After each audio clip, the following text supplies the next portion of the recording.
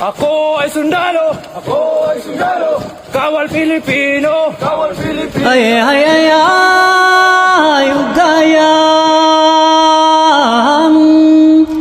Kalayaman, ugayam kalayaman Anak kanin nandat datong Hinggang, dapat nasa labas na kayo! 1, 2, 3, bilisan! Bilisan nyo! 6, 7! Ganito ang karaniwang routine sa mga kampo. Makikita ang mga sundalo na tumatakbo, nag-e-ehersisyo at walang tigil sa pagpapalakas. Ang pawis nito matagak, sa bilis may pumapalakpak. Abutin natin ng langit, ibuka ang pakpak ng hapin ng halimuyak ng mga bulaklak. Ikaw ay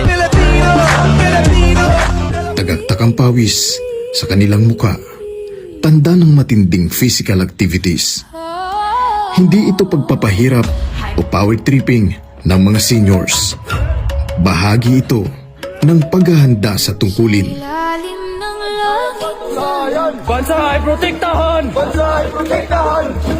Tatandang paglingkuran! Tatandang paglingkuran! Left, right, left! Sa pamamagitan ng regular na ehersisyo, lumalakas ang katawan, tumitibay ang resistensya, at nahasa ang isip na maging handa sa anumang sitwasyon. galaw sa bawat Nadidevelop din dito ang disiplina at mental toughness tubig bumalik sapagkat sa kanilang propesyon na kung saan buhay ang laging nakataya sa bawat operasyon, importante ang tibay ng katawan.